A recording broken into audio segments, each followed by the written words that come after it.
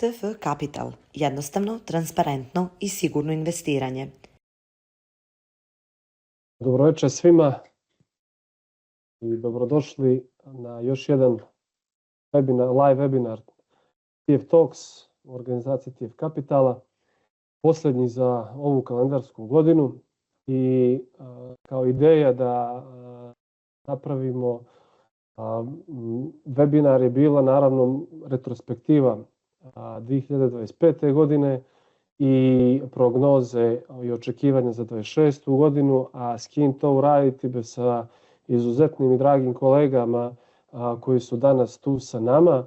Ispred Hipotekarne banke Marko Pešić, direktor odeljenja za investiciono bankarstvo, Miljan Mijatović, direktor odeljenja za globalna tržišta i čini mi se plaćanje, sad ne znam tačno do kraja, ali uglavnom globalna tržišta, i Aleksandar Šćekić, direktor investicionog bankarstva u Erste banci. Moram da prije nego što dam riječ dragim kolegama i krenemo ovu diskusiju gdje će više biti na toj temi, odnosno na tom fonu, da ćemo pričati o svemu što se dešavalo, da se zahvalim svima koji su sve ovo vrijeme bili gosti naših webinara, a naravno se zahvalim našim dragim gostima koji su već drugi put ove godine sa nama i naravno imat ćemo praksu da ih zovemo i u budućnosti.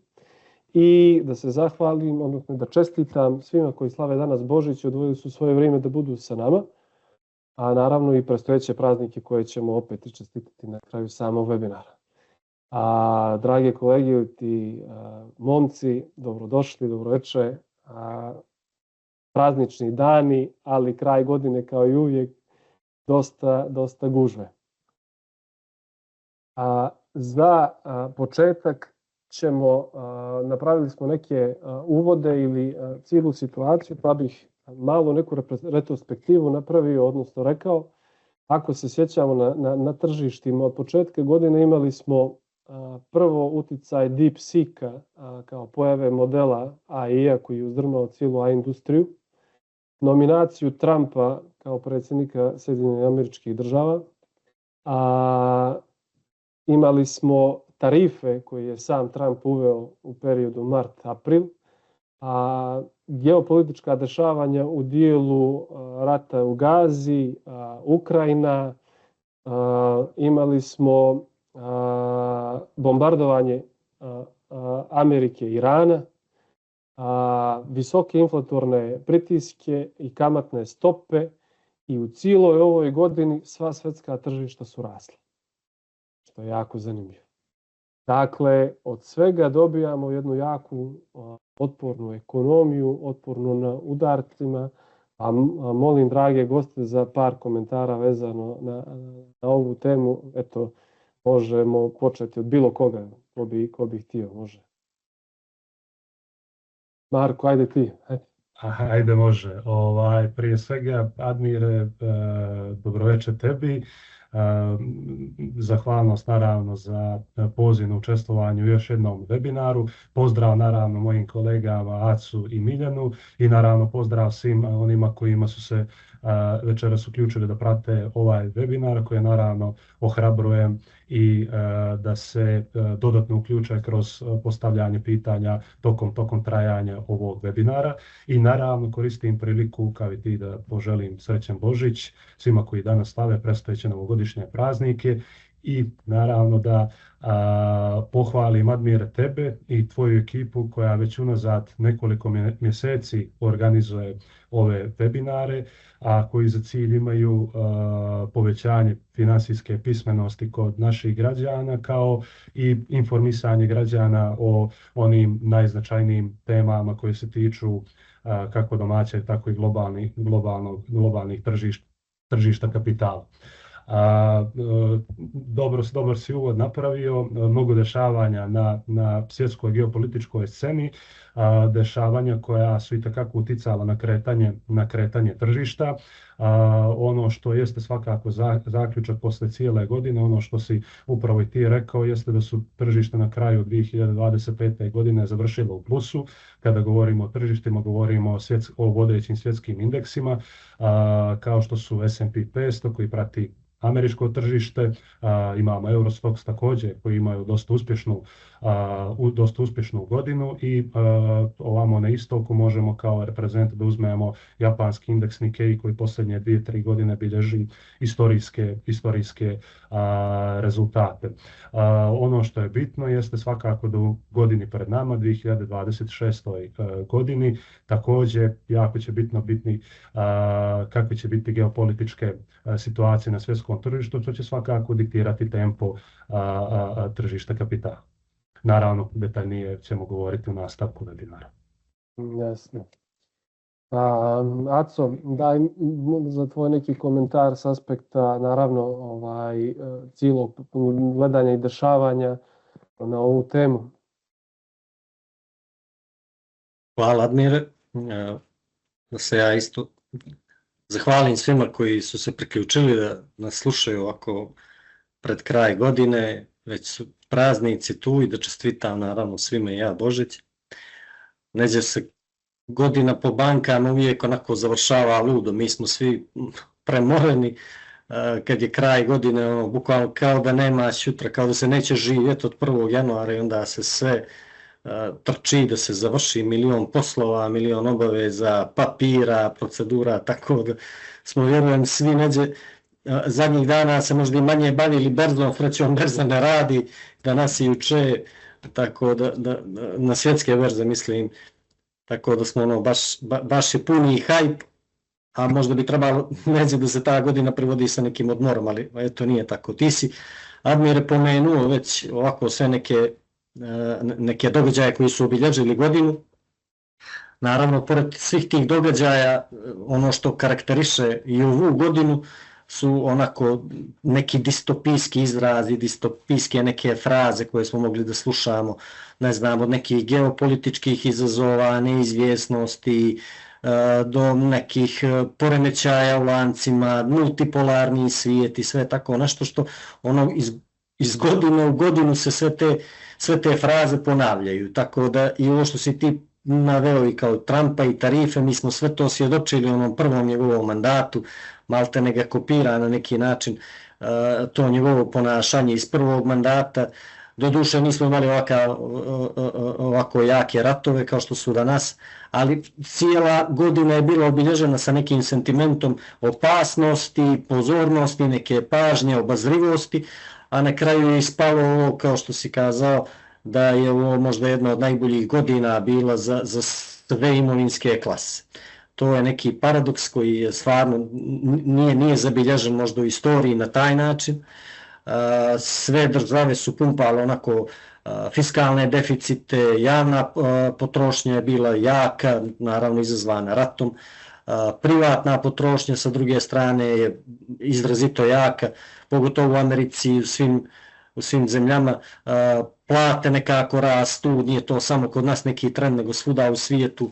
Nove industrije donose nova radna mjesta, pa se onda tu dižu plate, tako da se sve nekako poklopilo sa tim da i evropske centralne spušte kamatne stope ove godine prilično drastično u odnosu na one pikove koji su bili možda prije 2 godine i ta ekonomija se nekako zagrijala i pokazalo se da je ovo jedna možda dobra godina.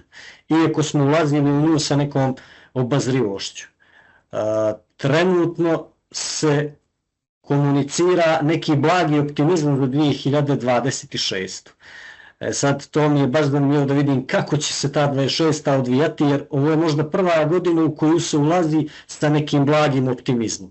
Od korone pa na ovamo uvijek je neka priča o nekoj obazrivosti, nekom pažljivom ulasku u novu godinu i neka očekivanja nisu tako velika. Sad 26. je godina gdje su svi nekako dali neke optimistične projekcije, pa ćemo vidjeti, to ćemo možda i prokomentarisati u nastavku. Jasno, saglasan sam potpunosti, to mislim, ovo je 3. godina za redom da imamo velike rastove, od kad je negdje nakon korone tržište se spustilo do oktobra 2022. godine i pojavom ChatGPT-a imamo novu fazu, odnosno potpuno novu percepciju tržišta. I iako mi nismo svjesni sada, on već slavi 3 godine. Miljane, svakodnevno se suočavamo da nam je to sad već dio života, je li tako? Poslovno, radno, da koristimo nove LLM modele, odnosno i u tom nekom smislu to je najviše guralo sve ove cijelokupan ovaj rast koji imamo. U nekom kontekstu možemo i prokomentarisati industrije koje imaju beneficije od toga, ali generalno i cijeli kontekst tržišta šta je donio.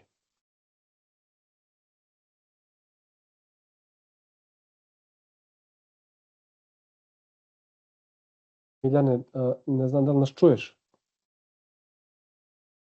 Sad si mutiran. Neki je problem izgleda sa signalom mali bio, ali sad je sve ok. Ok, jel me čujete? Čujemo. Ok, super. Ok, pozdravi s moje strane i hvala Admiru i ekipi na pozivu. Evo, drugi put ove godine se družimo u ovom formatu. Sad sa mojim dragim kolegama, sa Markom i Acom, i poželio bih srećan praznik danas svima koji su ovdje se uključili, a koji slave. Negdje ovu godinu, evo kao što je Aco rekao, zaključujemo prilično aktivno. Sreće pa su danas i sutra ide neradni dani za berze, tako da uspijemo negdje da pohvatamo sve da privedemo 25. u kraj. Sad, pošto smo neđe na samom kraju mjeseca decembra, mislim da je fair neđe da ovu godinu opišemo nekom rečenicom da je tržište imalo sve razloge da ove godine bude nervozno, ali opet našlo način da raste. Imali smo, kao što se pomenuo, i tarife i trgovinske tenzije, imali smo ratove, imali smo geopolitičke šokove, imali smo promjene, očekivanja oko kamata i sve na papiru to značilo da treba biti oprezan, a u praksi dobili smo godinu koju su investitori istovremeno kupovali i rast i zaštitu. I to je neđe zapravo, po mom mišljenju, ključni kontekst za 26. godinu. Znači, u 25. gledali smo situaciju gdje su investitori kupovali akcije i zlato u isto vrijeme. To na prvi pogled djelovalo kontraintuitivno, jer smo navikli da zlato jača kad je strah i tako dalje. Ali to možemo da čitamo da je negdje tržište bilo optimistično oko rasta profita i produktivnosti, ali je istovremeno kupovali negdje zaštitu od sistemskih rizika, tarifa, ratova, fiskalnih pitanja, FX kurseva i tako dalje. I to je ono negdje gdje možemo da nazvamo, da kažemo da je to neđe hedžovani optimizam, da kažemo. Kupujemo budućnost, ali plaćamo i osiguranje. I to je po meni negdje najbolji opis ovog sentimenta na kraju ove 25. godine. Znači, nije euforija, nego neki optimizam, ali uz oprez. I to je nešto s čim mislim da ćemo ući u 2026. godinu. Kao što je Aco rekao, i postoje indicije neke optimistične, ali eto, opet bio bih rezervisan s te strane da kažem da je to nešto što da nas očekuje neki boom i ostalo. Ok, super, hvala ti, sjajno, u nekom dilu pomenuli smo sad već svi i neke hedžovane stvari, odnosno zaštite od kretanja generalno privrede u svijetu i imamo nevjerojatnu stvar da je zlato ove godine poraslo nekih 61%, odnosno samo da imam nešto spremno, znači u stvari da, od početka godine 71%, a srebro je poraslo 140%. Znači metali dominirali u prethodnoj godini. A opet, naravno, i u ovom dijelu, kako se zove, imali smo i kompanije koje su u tom dijelu rasle. Sad, molim vas, baš komentar vezano za metale. Jako je zanimljiva priča. Posebno se pominje kao investiciono zlato, pa je posljednje 2 godine jako velika tema, čak i vidimo da se osnivaju kompanije koje se time bave. Čisto da prezentujemo našim slušalcima šta to znači zlato u suštini kroz istoriju i kakve su možda njegove performanse prije bile u odnosu na ove 2 godine.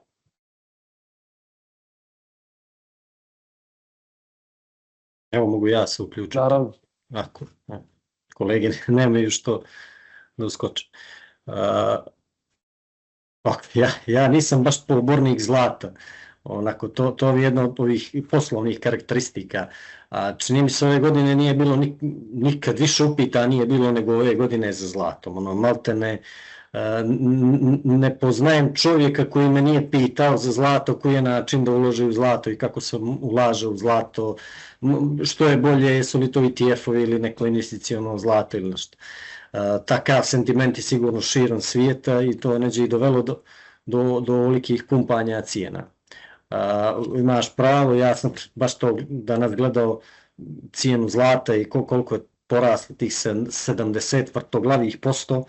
Ja nisam mogao da nađem istorijski, makar u zadnjih nekih 50 godina nešto da je zlato tako raslo, tako jako.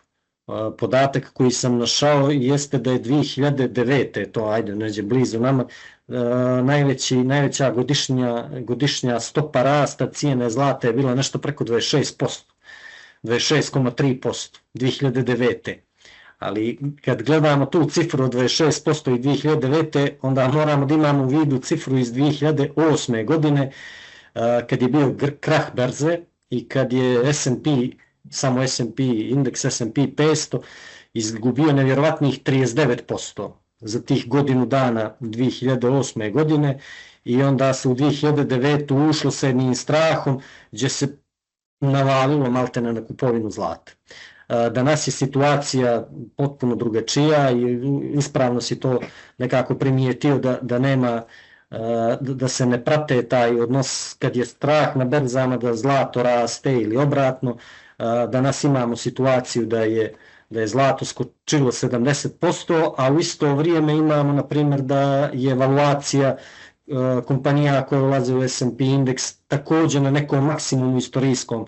Na današnji dan sam gledao da je taj PI, price per earning za S&P 500 preko 27, što je opet neđe u zadnjih 30 godina, mislim, istorijski maksimum.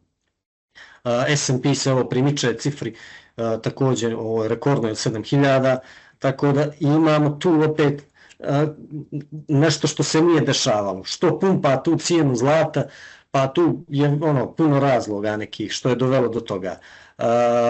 Jednim dijelom se opisuje taj rast zahvaljujući možda nekim investicijama centralnih banaka, prije svega se tu misli na Kinu, koja je ogromne svote novca upumpala u zlato.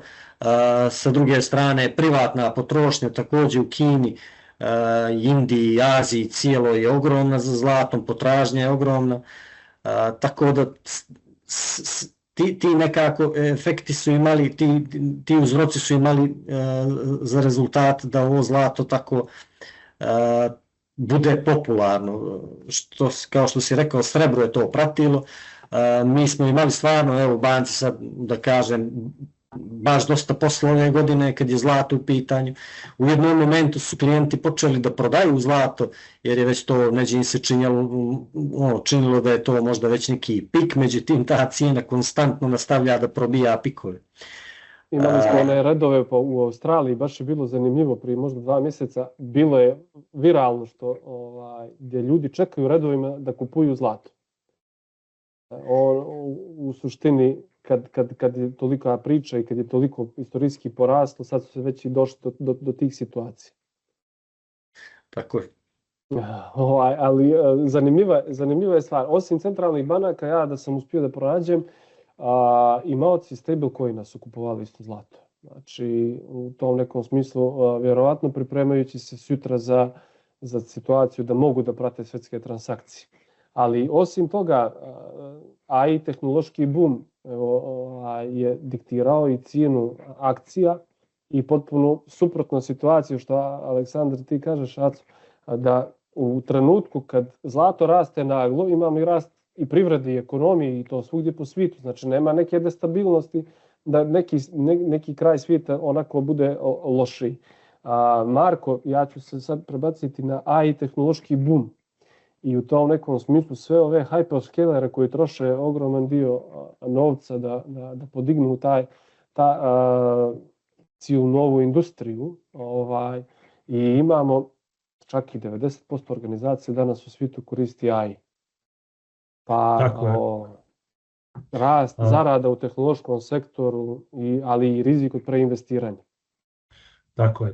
Dakle, eto, preko 90% kompanija, mislim da nikad brže se neka tehnologija nije bila prihvaćena kao upravo AI koji je nekako krenuo sa početkom ove godine, a danas mislim da nema čovjeka ili kompanije koji ga ne koriste u svakodnevnom poslu. Naravno, sada postoji ta trka kod tehnoloških kompanija koja podrazumijeva investiranje ogromnog kapitala u razvoj tih tehnoloških rješenja koji funkcionišu na bazi AI-a, pa samim tim to se odrazilo upravo i na performanse ovih tehnoloških kompanija, indeksa koji prate tehnološke kompanije. Naravno, pominje se uz to taj neki rizik i opreznost od nastanka tog takozvanog balona koji porede sa onom situacijom s početka 20. vijeka. Međutim, mislim da se trenutna situacija razlikuje od tog balona koji početkom 21. vijeka, koji se završio, da kažem, neslavno. Mislim ipak da ove kompanije tehnološke koje vode, koje vode upravo te investicije, razvoj AI-a, da su ipak kompanije koje ostvaruju realne profite, ogromne zarade, da se njihovo poslovanje zasniva na realnim softverskim i IT rješenjima i nekako da su te cijene akcija danas opravdane. Ja uvijek polazim od onih fundamentalnih parametara, pa tako jedan od najpoznatijih financijskih indikatora, ovo što je pomenuo Aco, jeste price cross earnings, konkretno price cross earnings za tehnološke kompanije u ovom trenutku iznosi 39, što je negdje iznad recimo petogodišnjeg prosjeka koji je iznosio za njih 31, međutim na berzi se trguje očekivanjima i bitno je ono što tržišta očekuju, a očekuju rast zarada tehnoloških kompanija i vraćanje tog price cross earningsa na neki prosječni historijski nivo, što znači onda nekako logički da su te trenutne cijene akcija tehnoloških kompanija i opravdane. Pa, mislim, baš dobro si napravio osvrt i rodilo mi se pitanje iz svega toga, kad pričamo, evo na primjer konkretno za Nvidiju, kao glavnu kompaniju koja gura cijeli kičmu sistema AI-a trenutno, kažemo da je njena trenutna vrijednost nekih 33 forward price cross earnings. Istorijski to ne djeluje puno, jer ako pričamo o balonu koji se desio u dot-com balonu 99. na šta ga upoređuju svi analitičari, imali smo kompanije koji su imali taj price cross earnings forward i velike kompanije koji su imali i po 200, i po 80, i po 90. I onda Nvidia od 33 uopšte ne djeluje kao puno. Tako je, znači opet se vraćamo na onu priču da treba gledati fundamente.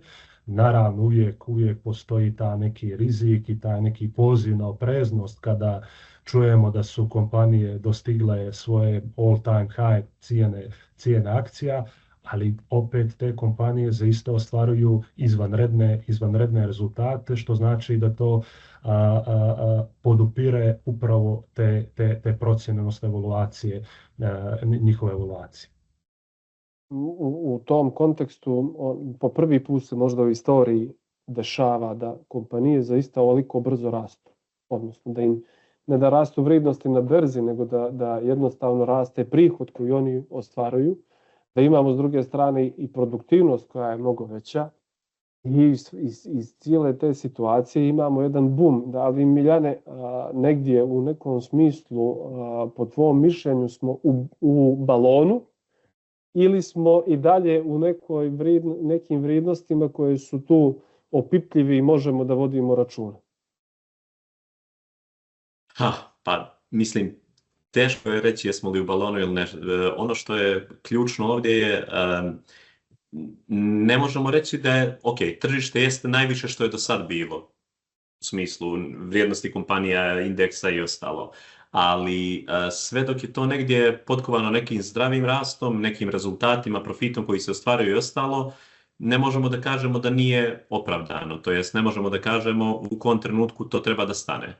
Tako da negdje sve ovo što se dešavalo ove godine, mergeri, akvizicije koje su se dešavali i ostalo, pokazali su da je tržište negdje spremno da se širi, da je tržište negdje spremno da su kompanije spremne da se šire na druga tržišta, da samim tim negdje opravdaju vrijednost koja se procjenjuje, to jest kojom se oni procjenjuju. Jasno. Tu si dao baš jedan dobar primjer. Izvini, na ovu agendu se prebacujem koju smo imali, 4,5 biliona dolara mergera i akvizicija u prethodnoj godini i veliki broj IPO-a. Pa to je to, mislim, ajde, M&A kad pričamo i IPO da negdje pojasnimo potencijalno i slušalcima da generalno, negdje generalno da M&A, znači merger i akvizicije, znači spajanje akvizicije kompanija, transakcije gdje firme se udružuju i kupuju jedna drugu, dok je IPO initial public offering, skraćeno, tako da, znači gdje privatna kompanija, da kažemo, prvi put izlazi na berzu i nudi svoje akcije javnosti. Da, rekao si 4,5 milijardi, je li tako? To, propustio sam negdje taj podatak. 4,5 hiljada milijardi. Znači negdje trilijona. Znači, trilijona, da. Ne znam, u tom smislu. Ok, ono što sam ja uspio da ispratim ove godine, to je tu najviše generalno je bila aktivnost što smo svi mogli da vidimo u tehnologiji, upravo potpomognuto ovom AI-om i tako dalje, mada i zdravstvu i infrastrukturi negdje. Tako da upravo to što smo malo prije naveli gdje su kompanije jasno pokazale da žele da upravo kroz rast i konsolidaciju i strateške akvizicije negdje da to opravdaju svoju vrijednost. Na IPO tržištu je bilo nekoliko ovih, da kažem, turbulentnih godina. Sad je došlo do stabilizacije i negdje više od 300 kompanija globalno, čini mi se da je izašlo na berzu, negdje sam prije neki dana letio na sličan podatak. U samom SAD-u koje je, da kažemo, najdinamičnije tržište od svega toga je negdje preko 60% u odnosu na prethodnu godinu je više bilo, da kažemo, IPO-ova. Kad je 26. u pitanju, šta znam, predviđanja su da će ovo M&A tržište generalno nastaviti da raste, možda čak i oboriti rekord iz ove godine i upravo to je ovaj optimizam koji ja sam pomenuo na početku i koji, da kažem, poseban zamah očekuje se negdje u industrijama video igara, farmacije i medija, jer sad, da kažemo, to je industrija prema kojima se tržište okreće u ovom tržištu, u ovom trenutku. IPO tržište, s druge strane, će biti malo disciplinovanije, bar tako očekujem, gdje će biti fokus neđe na kvalitetnim i održivim kompanijama, posebno u sektorima čiste energije, jer očekujem negdje da se upravo krećemo i u ovom pravcu ESG-a, biotehnologije i tako dalje. Tako da ako posmatramo neku širu sliku, M&A i IPO trendovi nam govori da globalna ekonomija ulazi u fazu transformacije. Kompanije se konsoliduju, investitori traže inovacije, tržište kapitala se ponovo otvara za nove ideje i tako dalje. To znači da će naredna godina generalno biti uzbudljiva kako i za velike korporacije, tako i za startupe koji žele neđe napraviti svoj prvi korak. Tako da...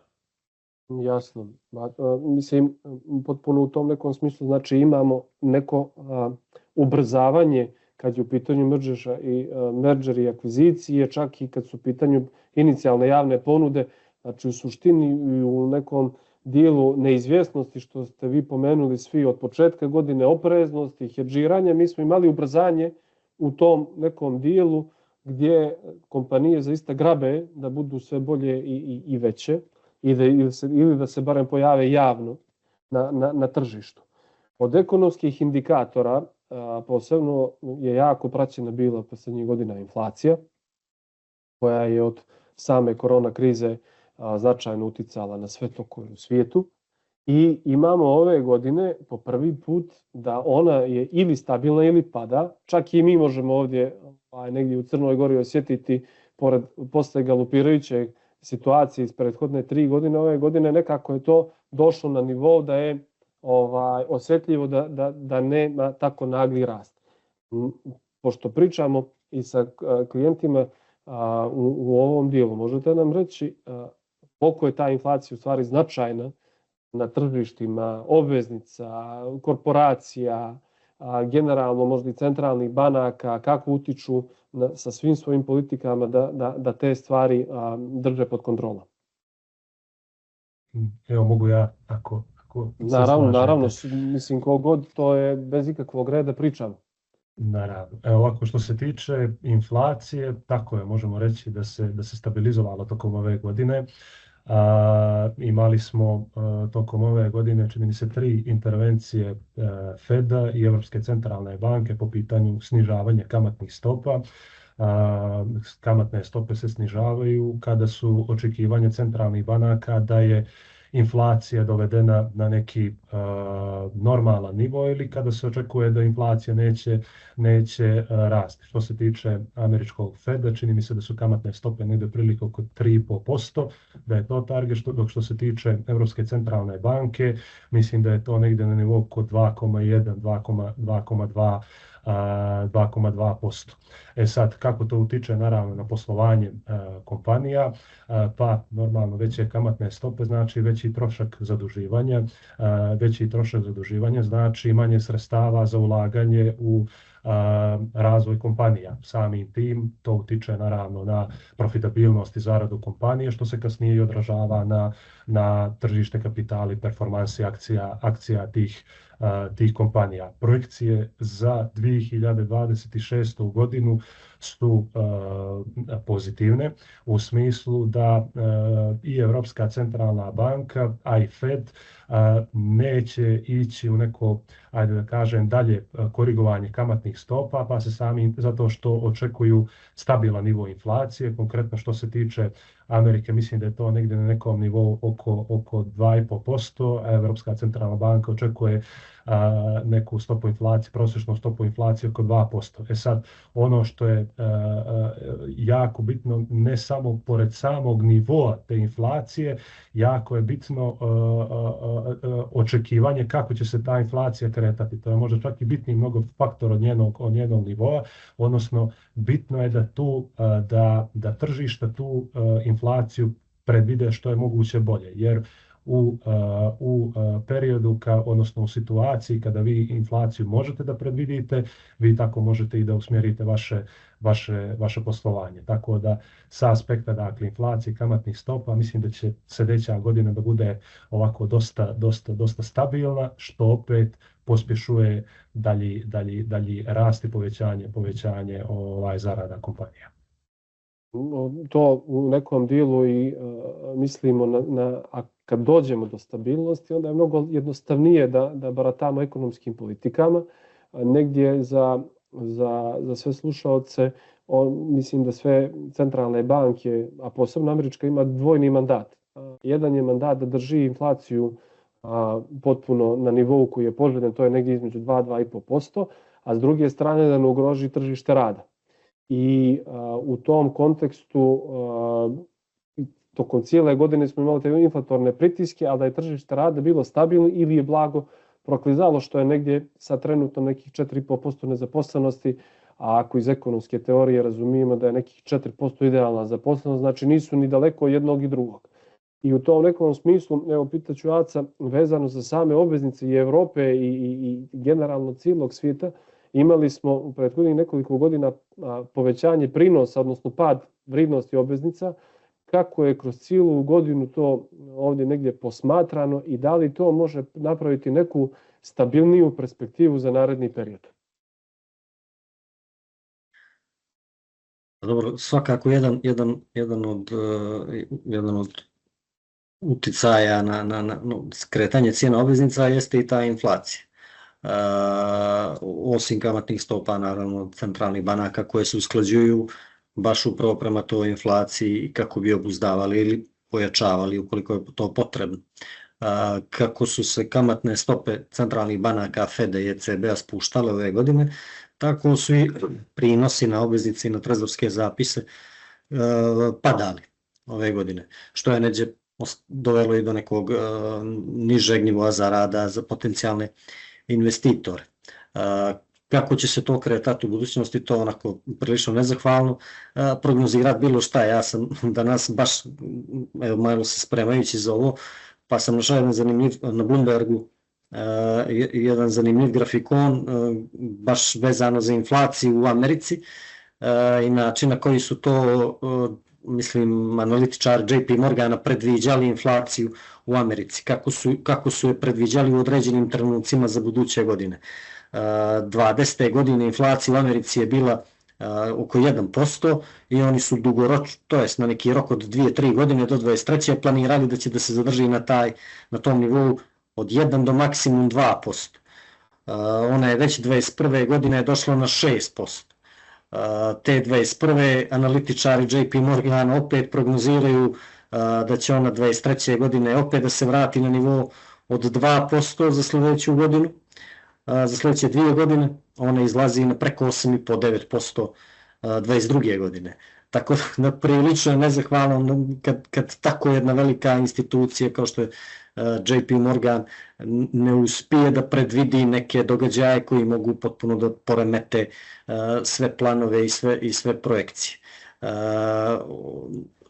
Ako pričamo možda o zemljama, evo čisto inflaciju, mada je pomenuo i Marko i ti si pomenuo inflaciju u eurozoni i u Evropi i u SAD-u, i gdje su ti poželjni nivoji inflacije. Pa ta inflacija je poželjna, poželjna da inflacija postoji jer zahvaljujući inflaciji zemlja može da pumpa taj svoj GDP, raći potrošnje i sve, neđe je očekivano da ta inflacija, naravno ukoliko je ona u nekim kontrolisanim nivoima. Najbolji neki odnos jeste ukoliko je rast GDP-a neđe blago veći od stope inflacije u toj zemlji.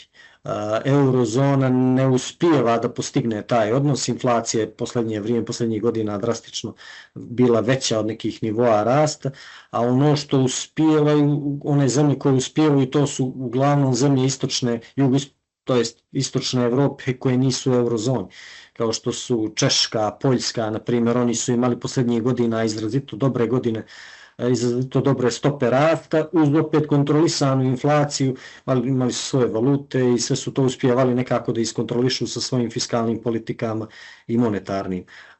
Kina naravno se tu izdvaja, mislim da je stopa inflacije u Kini ispod 1%, dok Kina pumpa nekih 4% godišnje raste ili 5,5% kako se očekuje.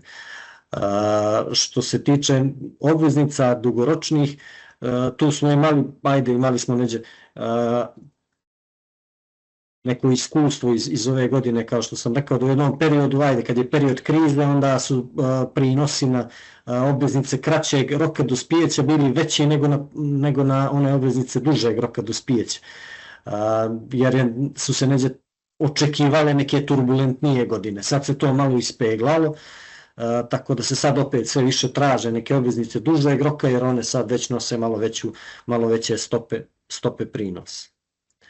Eto, ne znam, sam odgovorio na pitanje, odlično. Sad dotakao 100 tema, pa... Tako je, jasno, sve ok, ali eto, dohvatio si se, imali smo taj takozvani pojam koji se zove U-curve, odnosno yield, gdje kratkoročne obveznice donose više nego dugoročne prinose. Što je, evo, negdje ćemo u ekonomskoj teoriji znak pri tome da je ta neka zemlja blizu recesiji ili je već u recesiji. Međutim, dobijamo prije 2 dana izvještaj u Americi, posebno je to da je ekonomija u posljednjem kvartalu porasla 4,3%. Tako je. Znači, baš su, mislim, ako pitamo još veće stručnjake nego što smo mi, ili barem ljudi koji su duži niz godina od nas na tržištima, oni će reći da ovakvu godinu nikad nisu vidjeli. I u tom nekom smislu je jako, jako specifična za posmatranje i zanimljiva. Slobodno, izvini.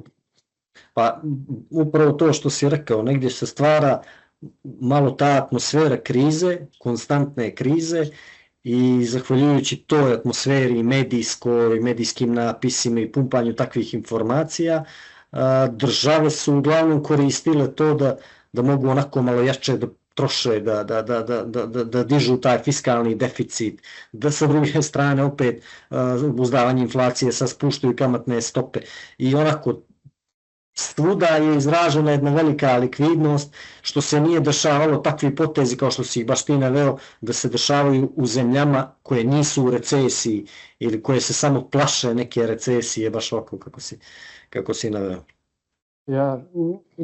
Jako zanimljiva situacija. U nekom tom pogledu i ne možemo da ne pomenemo i geopolitička dešavanja. To je taj uticaj carina koji je bio negdje, čini mi se, i deglobalizacije kao jednog začetka perioda nakon 20 godina globalizacije. Povećane vojne izdatke i trgovinske neizvjesnosti. Miljane, negdje ću tebe obuhvatiti ovim pitanjem. Imali smo Trumpove carine, njegovu želju da vrati proizvodnju na tlo Amerike, cijelu politiku situacija oko imigranata da se blokira, jako neki period u tom nekom smislu neizvjestan za bilo koga ko bi planirao dalji, da kažem, razvoj svoje kompanije. Pa eto, u tom nekom kontekstu da malo samo sublimiramo to sve što se dešavalo. A dešavalo se mnogo. Dešavalo se puno. Da, pa generalno tarife su negdje projektovane, to je negdje najveći, da kažem, makro događaj koji je negdje visio nad cijelom ovom godinom, te tarife. I u aprilu, mislim da u aprilu bilo 25. godine, to je s ove godine kad je krenulo sa baseline tarifom od 10% za uvoz iz gotovo svih zemalja uz dodatne one recipročne stope po zemljama, izuzeća neka po sektorima su bile i tako dalje i negdje početkom aprila se krenulo sa naplatom. Dodatne stope su bile planirane, čini se, nešto malo kasnije. Sad, zašto je to bilo bitno? Tarifa ta u suštini funkcioniše kao porez. Ili je plati potrošač kroz više cijene ili plati kompanija kroz niže marže, ko je za šta bio spreman u ovom dijelu. To je koliko je bila fleksibilna tražnja ili ponuda na tržištu u ovom dijelu. Ili se negdje to raspodijeli kroz optimizaciju lanca snabdijevanja. Tržište isprva negdje reagovala nervozno i to je bilo logično jer tržište mrzi neizvjesnost pravila igre i to je ono što se desilo se ono što tržište često radi, to je prešlo iz šoka u adaptaciju. I sad kompanije su već negdje, da kažem, imale iskustvo iz ranijih godina pa su radile i front loading gdje su radile neki uvoz i zalihe unaprijed i dodatno ubrzale diversifikaciju dobavljača. A uz to, na primjer, 25. godina je bila godina u kojoj se trgovinski odnosi SAD-a i Kine vidljivo, da kažemo, ljuljali. U jednom trenutku tarife su eskalirale do ekstremnih nivoa, pa onda ulazile u pauze i rezove u okviru dogovora i primirja, što je sve uticalo na neka kretanja na tržištu koje smo mogli da vidimo iz dana u dan, bukvalno. Tržište negdje vrlo brzo prestalo da tarife posmatra kao kraj profita, nego je počelo da ih posmatra negdje kao porez, koji se na kraju negdje rasporedi. Dio plati potrošač, dio plati kompanija kroz marže, dio se amortizuje kroz optimizaciju i produktivnost i tako dalje. Tako da za 26. negdje, da kažem, poruka je jednostavna da tarife te više nisu incident, nego su dio neđe ekonomske arhitekture i zato više pitanje nije da li će tarife postojati, nego kako ćemo raspodijeliti, kako će se raspodijeliti taj trošak, gdje će se pojaviti sekundarni efekti, da li na inflaciju, da li na potrošnju, da li na profitne marže i tako dalje. Sad, dodatno vidimo i specifične signale, recimo SAD odlučio da odloži nove tarife na kineske čipove do 27. godine, što znači da će 26. godina biti puna, da kažem, očekuje da će biti puno nekih mikro odluka po industrijama, ne samo jedne velike odluke i onda tu dolazimo do neke, da kažem, pouke, lekcije, da će vjerovatno biti godina veće razlike između pobjednika i gubitnika, negdje po sektorima i geografijama. Jasno, super, hvala ti, baš detaljno navedeno to. Mislim, tarife koje su bile u aprilu brzo su primjenjivane i dobro si primijetio, odnosno stvarno je tako bilo da su kompanije unaprijed pravile zalihe da bi proizvodile neke stvari, tako zaobilazile, a onda nakon toga su to prelivale smanjivajući ili dijelom sami dobavljači smanjivajući svoje marže ili same kompanije da bismo dobili inflaciju koja je niža nego na početku godine. Znači, tarife nisu uticale na kretanje inflacije u jednoj zemlji, posebno u Americi, koja je to prva, odnosno ona sama i uvela. U tom nekom pogledu preći ću sad na izglede za 26. godinu, jer je jako zanimljivo.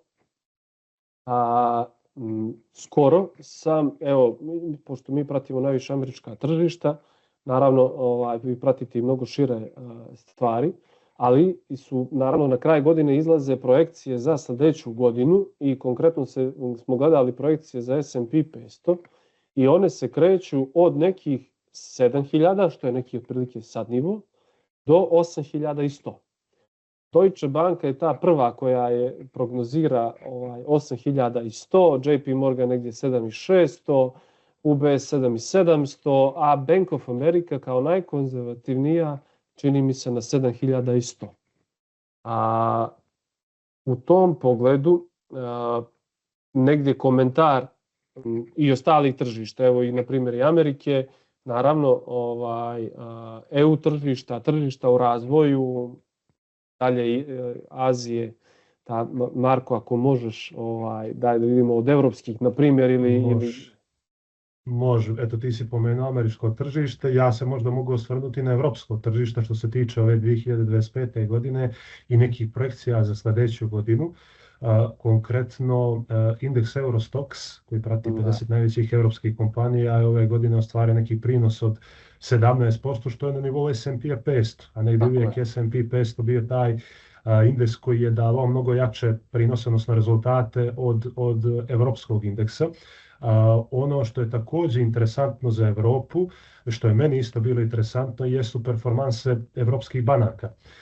Imamo indeks Eurostoxx Banks koji prati najveće evropske banke, koji je od početka godine ostvario rast od preko 80%, što je najbolji rezultat u istoriji tog indeksa.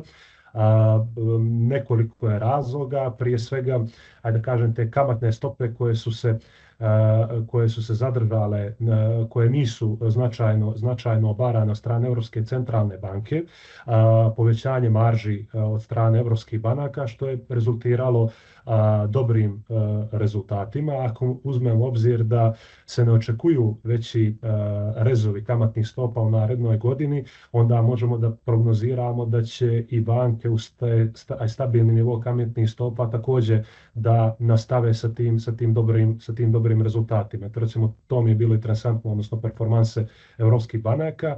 I ono što sam pomenuo na početku samog webinara jesu performanse japanskog indeksa Nikkei. Nikkei 225, obično taj indeks u zadnjih možda čak i 20 godina bio ovako volatilan ili nije donosio neke značajnije performanse u odnosu na američko tržište. Međutim, posljednjih nekoliko mjeseci dolazi do slabljenja jena. Šta to konkretno znači? Jen kada slabi, a ako uzmemo obzir da je Japan ekonomija koja je ovako izvozno orijentisana, japanski proizvođači, odnosno izvođači, naplaćuju svoje proizvode i usluge u stranoj valuti, najviše dakle u dolarima, a pošto je dolar jače u odnosu na jen, to je doprinijelo tako i jačanju, ajde da kažem, japanske ekonomije do rasta indeksa Nikkei 225 koji je u posljednje 3 godine imao dvocifreni rast, konkretno preko 20% u prosjeku je svake godine rastao. Tako da eto, pored američkog tržišta i ostala tržišta su zabilježila značajne prinose, a ako uzmemo u obzir sva ova neka pozitivna očekivanja za sljedeću godinu, možemo se nadati da će se nastaviti u tom rastućem trendu. Jasno, hvala puno. I ako si to dobro primijetio, čini mi se da je negdje bio podatak da je Nikkei sami trebalo mu je duži niz godina da se vrati na neki all time high iz 88. godine kad je... I da u tom nekom smislu sad i on prebacio taj svoj all time high, stvarno mu je trebalo puno vremena. Ja sam našao podatak, osim Stoxx 50, odnosno 50 najvećih europskih kompanija, da je Stoxx 600, najvećih 600 kompanija Europe, od početka godine nekih 16% porastao. Znači, prosto su sva tržišta na svijetu, pored sve neizvjesnosti i problema, došli do situacije da samo raste. Čini li vam se, ovo je jedno pitanje za sve, da se sad ekonomije više okreću samim sebi iznutra, pa pokušavaju da kroz ako imamo pad dolara u ovoj godini, pad jena u ovoj godini, da oni pokušavaju da svoju industriju opet izguraju, da se njihovi proizvodi prodaju u svijetu, a da nije baš da se sve proizvodi u Kinu pa da Kina izvozi. Evo ja ću se uključiti možda na to, čisto da prokomentarišem malo. Pa evo, ajde da krenemo s kraja u stvari. Kako se bore zemlje da Kina sve ne izvozi, da ne uvozi iz Kine u stvari. To je neće bio cilj Trumpa i američke nove administracije sa tim tarifama u stvari. Da neđe vrate neku svoju industriju na tu globalnu pozornicu. Koliko su uspjeli u tome, to možemo da komentarišemo, ali ono što je fakat jeste da su uspjeli da smanje, to jest Kina bilježi manji izvoz ka Americi, i to je, mislim, tokom ove godine nekih 15 milijardi, dok je sa druge strane povećala izvoz na drugim tržištima, ka drugim tržištima, emerging markets prije svega za nekih 30 milijardi, ona je neto bolja ove godine mnogo, uprkos svim tim najavama. Neđe se tu postavlja pitanje za održivi neki rast i pitanje resursa, pitanje energetike, prije svega tu je nafta, koja je onako i dan danas jedan od glavnih inputa za bilo kakvu proizvodnju u Kini. Koja je, pored svih globalnih političkih dešavanja, i dalje jako niska. Koja je i dalje jako niska i koja je neobjašnjivo niska. I onda sad, ako čitamo medije, ako čitamo i izjave i analize, tu možemo da čujemo i da vidimo neke dvojaka mišljenja. Sa jedne strane, pojedini analitičari očekuju da se nastavi ta jeftina cijena nafte i po okončanju rata između Rusije i Ukrajine, dok sa druge strane opet imamo Venecuelu i problem koji Amerika tamo vidi i koji možda pokušava nekako da otvori ili načne kao jednog od najvećih proizvođača nafte na svijetu, to jest zemlja sa najvećim rezervama nafte. Hoće li nešto od ta dva problema današnjice uticati da ta cijena poraste ili će, kako analitičari očekuju, oni i dalje ostati na tako niskom nivou? Eto, to ćemo onako da vidimo. Da se vratim na ono tvoje pitanje, da li zemlje pokušavaju da se okrenu same sebi. Mislim da tu Amerika radi nešto na tom polju, na tom pitanju, da prilično Evropa kaska kad je u pitanju kad je takva neka strategija u pitanju. Ono što je Evropa uradila tokom ove godine jeste da je pumpala vojni budžet, da su izdvajanja za vojsku i za proizvodnju oružja onako drastično porasla i da predviđaju da ona neće da stanu niti da se umanje. Ona su tokom prošle godine, mislim da je bilo nekih 300 i nešto milijardi zemlje EU su izdvojile za potrebe naoružanja, za industriju naoružanja, 340 miliona sa planom da do 2027. dođu na cifru od 400 milijardi. Ti troškovi neđe se finansiraju naravno iz državnih budžeta i malo su se tu upuštile onako prije svega Njemačka koja malo pumpa svoj fiskalni deficit, pokušavajući da na taj način neđe su skapirali da su možda ograničavajući sebe svim onim kriterijumima Evropske unije zaostali za Amerikom, koja je svoj dug prema GDP onako zaduživanjem napumpala, mislim da je preko 120%, dok je u Njemačkoj to ispod 70%, ali se penje, konstantno se penje i oni pokušavaju da finansiraju javnu potrošnju, do duše najviše trenutno kroz sektor naoružanja, ali onako sa nekim planovima velikim za brojne investicije kako bi uspjeli da vrate tu svoju industriju na pozornicu. Njima je naravno motor razvoja ta autoindustrija. Hoće li ona uspjeti da preživi kineski boom iz autoindustrije, to je opet neko pitanje. Neđe se čini da su oni polako digli ruke, to jest digli malo ručnu kad su u pitanju proizvodnje električnih vozila, ali evo, to je sve nešto što se da komentarisati i gledati za sljedeću godinu.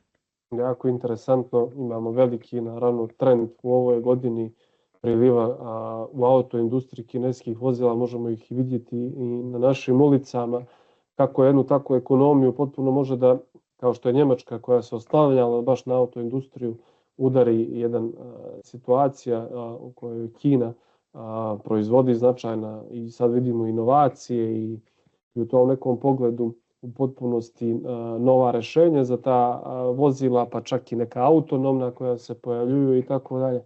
To bi mi bio jedan dobar uvod za sektore koji bi trebali da pobijede u narednoj godini.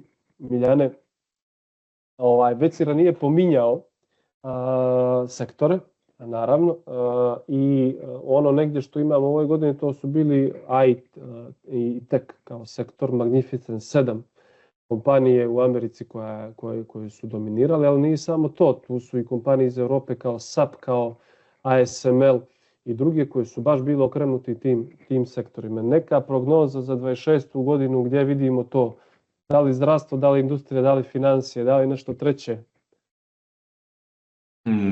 Pa vidi, generalno... Da li smatraš da će se AI boom nastaviti između ostalog?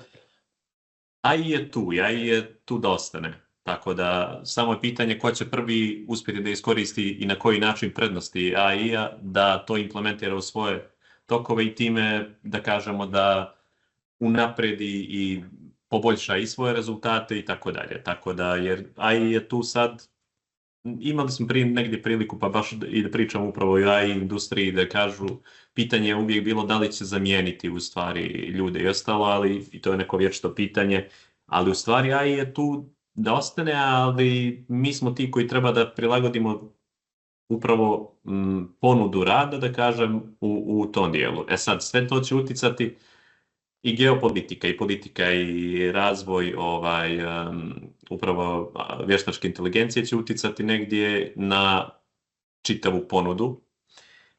Globalni sistem trgovine negdje, da kažem, je pod pritiskom od nekih potencijalno novih tarifa preko sporova nekih u Sovjetskoj trgovinskoj organizaciji do regionalnih sporazuma koji se stalno negdje pregovaraju. Vidimo ovo što se dešava sa SAD, Venezuelom i ostalo. Trump od kako je došao voli nekako da kažem da susjede i partnere negdje izaziva, da kažem, u nekom dijelu. Ono što je uvijek zanimljivo i što je negdje, da kažemo, mislim trend u kojem ćemo ići, mislim da će za sljedeću godinu sve više biti ovih sektorskih nekih ETF-ova, gdje će ljudi moći upravo umjesto da se izlože, da kažemo, prema čitavoj američkoj ekonomiji ili tako nešto, da se okrenu prema nekom sektoru u koji vjeruju u tom dijelu. AI je definitivno jedan od njih, farmacija i medicina su definitivno drugi, odbrana, što je Aca pomenuo, je definitivno također jedan od sektora i upravo ovo što se negdje prožima kroz čitav narativ, da sve više ekonomije pokušavaju da se nekako ojačaju iznutra, da kažemo, to što je njihovo, da nalaze svoju jačinu, da kažem, da guraju to što oni dobro rade i to je to. Teško je prognozirati sad koji će sektori biti. Da li će to biti fintech, da li će biti energija, da li će biti zdravstvo, ali kažem da mislim da ćemo se sve više upravo okretati ovim sektorima, sektorskim ETF-ovima, na primjer, umjesto nekim globalnim ETF-ovima kao što su, ne znam, S&P 500 koji se nastavljaju čitavu Ameriku i tako dalje. Ja. Super, hvala. Negdje mi je prošlo kroz glavu sa svim ovim dešavanjima, Marko. Negdje smo imali tradicionalni portfolio koji su ljudi pravili, dilio se na 60-40%. 60% smo držali, mislim, zavisnosti od starosne kategorije, negdje su to bile akcije 60%, 40% obveznice, a negdje je bilo obratno 60% obveznice, 40% akcije. Sa svim ovim zlatom i metalima koji su porasli, sa pojavom digitalnih valuta, da li se taj tradicionalni portfolio narušio ove godine? Tom nekom pogledu. Pa definitivno da jeste. Imali smo, kao što je Jaco rekao, veliki broj upita od strane klijenata za investiranje u zlato i za investiranje u srebro. I mnogi od njih su to i odradili, tako da se taj sami portfolio preusmjerio te usmjeren sa obveznica i sa akcija upravo na ove neke druge na upravo neku drugu imovinu kao što su metali, a uvijek naravno postoji i zainteresovanost za kriptovalutama. Ono što si dobro zapazio jeste da to zavisi nekako od starosne dobi. Uglavnom mlađi investitori su spremni da budu investirani u nekako rizičniju imovinu, to jest u akcije i kriptovalute, dok oni neki konzervativni ipak gledaju da im se većina portfolija sastoji od obveznica. I to je nekako do sad tako je bilo. Naravno, sa ovim nekim novim trendovima ljudi prilagođavaju svoja portfolija, odnosno bave se aktivnim menadžmentom, pokušavajući da ostvare što je moguće veće prinose. Ono što ja mislim jeste da treba uvijek biti oprezan, konkretno da nekako taj svoj portfolio uskladimo sa očekivanjem, sa nekim realnim očekivanjima i da ćemo tako nekako i ostvariti najbolje rezultate. To je uvijek bilo negdje, možeš naravno. Izvoli, Nisam ja ništa, ja sam htio da nastavim dalje, ali ti samo daj komentar. Htio si.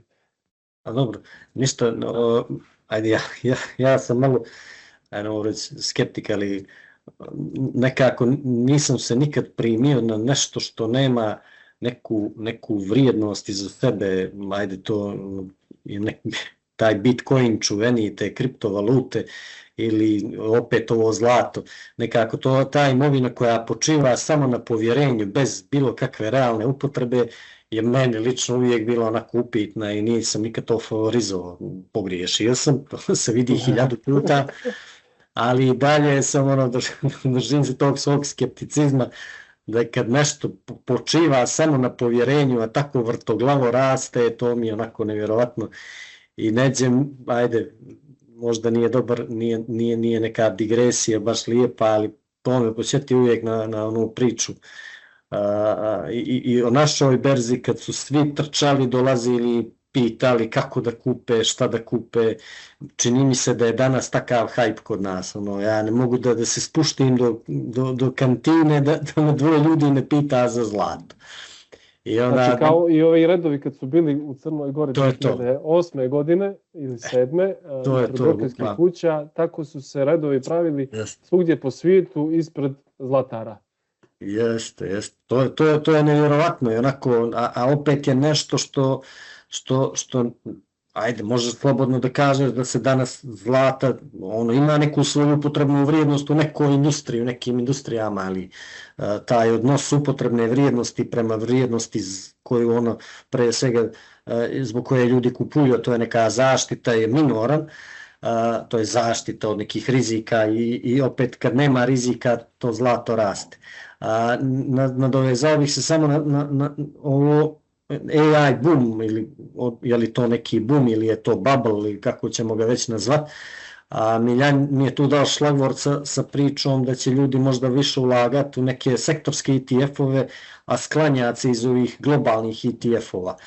Mi danas imamo situaciju da je prvih 10 kompanija S&P 500 indeksa, mislim 40% otpada na samo 10 kompanija i svih 10 su tek kompanije i na neki način su povezane sa pričom o AI-u, sa ogromnim parama koje se investiraju u AI. Doduše te firme su i dalje pune keša, pune su para, ali veliki broj firmi koji su neđe pioniri u AI-u nema ih na berzama. To su i dalje private kompanije, private equity, OpenAI, najveći, tu je Mistral, Anthropic, njih i dalje nema na berzama. Hoće li one izaći na berzu i kako će one izaći na berzu? U tom momentu ćemo možda pričamo o nekom bumu ili balonu, kad budemo možda vidjeli njihove evaluacije, u stvari kako će ih tržište procijeniti. I zbog toga se slažem sa Miljanom da vezivanje za bilo kakav, na primjer, globalni ETF ili bio to, ne znam, S&P 500 ili nešto, vi se automatski vežete za tech, vežete se za AI, jer je toliko dominantna ta industrija da to nikad nije bilo u istoriji tog S&P indeksa, da 10 kompanija vuku toliko veliko učešće procentualno u svih 503 kompanije koliko ih je danas u S&P indeksu. Pomenuli smo nekoliko puta i Kinu, danas Kinu koja bilježi najveće stope rasta, koja bilježi potpuno kontrolisanu inflaciju, koja je smirila i onaj problem sa tržištem nekretnina koji je imala, koja je onako baš gledajući Kinu naspram svih ovih što sam pomenuo da ne volim, nekako uvijek stojim onako zabezeknut, eto da kažem iz one naše čuvene reklame, ostao sam zabezeknut. I kineski indeks je značajno porastao, skoro 30% u... Jeste, ali i dalje evaluacija tog indeksa, ja mislim PI forward je 15, ne znam je li 15, dok je S&P 28, ono, na rekordnom nivou, nikad nije, ja ne znam 2000-te koji je bio prosječni S&P evaluaciju. U Kini je 15 i to u sav ovaj rast mislim da nije prebačio 15. Tako da tu i dalje opet ima nekog prostora, čini mi se, za firme. Pa sve ova njihova autoindustrija koju si ti pomenuo, ako ju poredimo sa drugim autoindustrijama, opet je tu valuacija totalno pogrešna. Čini mi se da te firme nisu kineske, one bi sve bile puta 3 danas, pošto su kineske, tu su džest. Pa ima i neko, naravno, to si potpuno dobro primitio, valuacija kineske kompanije, Alibaba, Baidu, Tencent, isto su tehnološke velike kompanije, njima je samo kinesko tržište jako veliko. Mislim, ta količina ljudi koja koristi servise kod njih je nevjerovatna, znači samo svoju ekonomiju da servisiraju, a ne mi imamo ovdje Temu gdje je vlasnik JD.com, Temu koji donosi u Crnoj Gori onaj sitnice koje dođu u par dana. Mislim, toliko su moćne kompanije u tom nekom pogledu i toliko se razvijaju da prosto je valja pogledati i njihove same evaluacije. Negdje što sam našao zanimljivo za Kinu, za Kinu je karakteristično da imaju jako nisku ličnu potrošnju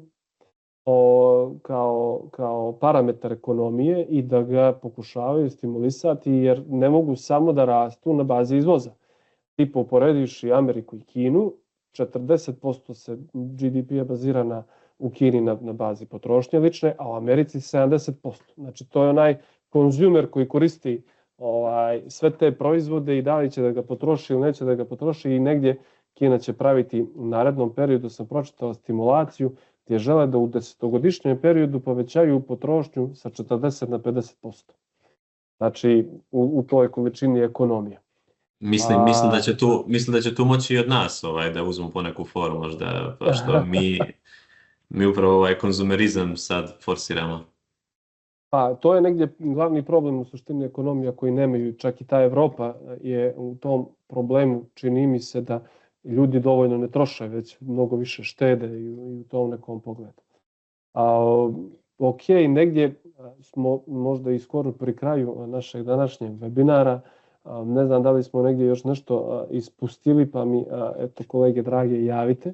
Ali negdje neki zaključak na cijelu ovu priču. Znači, pomenuli smo da se neka veća izvjesnost priča i komunicira za narednu godinu, da imamo inflaciju koja je niža, da su kamatne stope stabilne, da imamo jednu cijelu industriju koja galopira, a to je AI, koja će vući i dalje sigurno neku veliku potrošnju.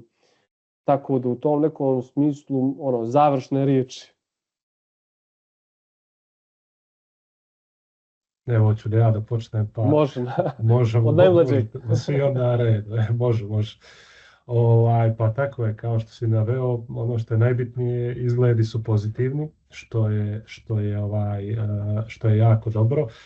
Mislim da će fokus investitora biti prevashodno na akcijama ETF-ovim upravo iz razloga što je došlo do pada kamatnih stopa, pa više toliko dužnički financijski instrumenti nisu primamljivi investitorima.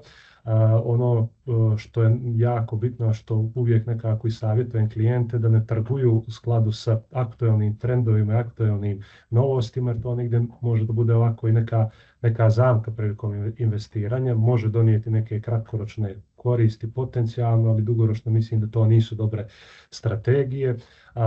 Opet ja bih gledao da to bude neke investicije u sektorske ETF-ove. Mislim da će tehnološki indeksi koji prate tehnološke kompanije da nastave sa svojim rastom, jer kao što smo komentarisali, opet to je sve podržano i generisanjem ogromnih prihoda od strane tih kompanija, što opravdava tolike evaluacije, odnosno procjene cijene njihovih akcija. Negdje ja isto što vidim ovako što može biti interesantno, a meni makar lično to sam pomenuo, jeste i taj neki evropski bankarski sektor, jer u ovoj godini rezanja kamatnih stopa pokazao se kao vrlo profitabilan, to jeste da se banke ne okreću samo, to jeste da banke ne zavise samo od razlike između aktivnih i pasivnih kamatnih stopa, već jednostavno šire spektar svojih usluga, tako da su se prebacile sa tog nekog tradicionalnog bankarstva na neke nove usluge, što opet može biti interesantno za investitore i generalno prilike to je to. Mislim da možemo očekivati jednu ukoliko naravno ne dođe do nekih makroekonomskih odnosno geopolitičkih potresa, da se može očekivati jedna stabilno rastuća godina. Miljane? Pa dobro, ovako, generalno kad povučemo crtu, 25. godina se naučila negdje dvije, da kažem, onako velike stvari. Prvo, tržišta su mnogo otpornija nego što djeluju u naslovima i tako dalje, a drugo, investitori su postali sofisticirani, kupuju rast i istovremeno kupovali osiguranje. To je taj što smo pomenuli na početku, onaj hedžovani optimizam koji smo vidjeli kroz istovremeni rast akcija, obveznica i plemenitih metala. Neđe u 26. godinu ulazimo sa realnim razlozima za optimizam, ali ako se tempo rezova i normalizacija monetarne politike nastave, to je zdrav vjetar u leđe i za obveznice, za akcije, posebno za kvalitetne kompanije koje mogu da održe marže i rast zarada. Potpuno bi se složio sa Markom, diversifikacija, ETF-ovi, tematski ETF-ovi su nešto što će, mislim, biti hot topic naredne godine, u smislu da će ljudi kroz to više pokušavati da ostvare neki rast i da to treba gledati dugoročno, ne samo pratiti trenutno nešto što je, da kažem, u ovom trenutku akcije neke kompanije koja je, da kažem, popularna. Drugo, taj rast ETF tržišta i širenje tih ETF strategije znači da investitori imaju sve bolje alate da grade portfelje precizno i neće disciplinovano, umjesto da pogađaju da jedno tržište ili jednu priču. Činjenica da je tržište u 25. godini već procesuiralo tarife i geopolitičke rizike sugeriše da u 26. godini neđe možemo imati malo više rotacije i selektivnosti, ali dalje imamo solidan prostor za prinos generalno. Tako da posebno van uskog kruga ovih lidera kroz šire sektore i negdje šire geografske dispozicije, treba obratiti pažnju na Evropu tu isto. Negdje moja optimistična teza za 26. je jednostavno, znači ovo može biti godina u kojoj se priča širi, to je manje koncentracije, više neđe normalizacije i više prilika, ali ključ će biti proces, diversifikacija, svjesno upravljanje valutnim rizicima, kojim, ajde, nismo ga previše pomenuli večeras, ali i dalje itekako bitan. Razumna uloga obveznica negdje kao stabilizatora u portfolijima klijenata i hedging tamo gdje ima smisla. U prevodu 26. godine negdje kažemo očekujem da će nagrađivati investitora koji je disciplinovan, a ne ono koji je, da kažemo, najglasniji, koji najviše prati te trendove. Može biti odlična godina, ne zato što će biti laka, nego je to što tržište nagrađuje plan i strpljenje. To je to negdje. Da, to u tom nekom smislu uvijek, mislim, generalna poruka možda bude tržište nagrađuje strpljenje i dugoročnost u tom nekom smislu. Aco, tvoj neki komentar? Dobro, Marko i Miljan su stvarno saželi dobro i neđe uhvatili malo šire. I ja ću samo par stvari reći, da neđe svi prognoziraju, ajde, da će sljedeća godina biti pozitivna i ne znam, sve naše banke koje rade, velike banke ili grupacije naših banaka koje rade neka istraživanja i očekivanje za 26. sve je to pozitivno. Ono što bih ja iskreno volio da se ovaj AI boom ne pretvori u bubble, nego da dobijemo iz tog AI booma neki kvalitet. U stvari da taj AI doprinese nekom razvoju produktivnosti kod kompanija. To ne znam koliko danas vidimo i koliko je to danas dostupno, da li vidimo rezultate te neke produktivnosti shodno ulaganjima, ogromnim capeksima u razvoj AI-a, pričajući sa svake strane gdje nas bombarduju sa tim AI novostima i očekivanjima. Volio bih da vidim taj neki kvalitetan doprinos produktivnosti, da se nešto zamijeni, da se nešto ubrza. Ako pogledamo samo možda bankarstvo, AI uticaj u bankarstvu je još uvijek na vrlo, vrlo niskom nivou. Uvijek će se to svesti sve na neki call centar ili na nekakvo automatizovanje, odgovaranje na poruke klijenata, što je, ne znam, bilo prije 10 godina sa chatbotovima. Tako da ono što vidim da se AI koristi, to je opet u tech industriji, to je to programiranje. Tu ima nekih par firmi koje su onako izašle ove godine na berze svjetske i napravile neke bolje pokazatelje.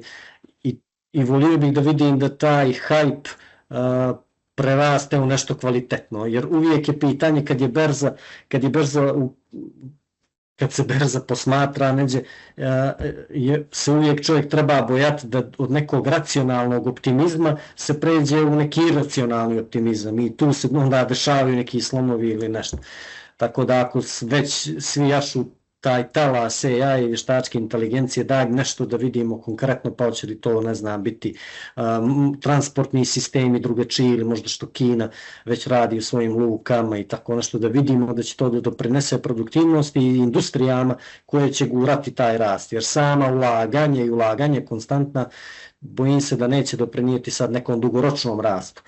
Vjerujem da ste svi vidjeli onaj zanimljiviji, to se vrćelo po Bloombergu i LinkedInu, kako taj krug AI kompanija danas u Americi funkcioniše, gdje jedna drugu maltene pomažu u raznoraznim ulaganjima. Mi danas to svjedočimo i vidimo kako svi kupuju čipove od Nvidia, onda Nvidia ulaže te iste par kompanija, tih par kompanija kupuje cloud prostore kod Oracle, onda Oracle opet ide kod Nvidia i taj krug se nekako završava među njima sa velikim učešćem u njihovim sopstvenim prihodima.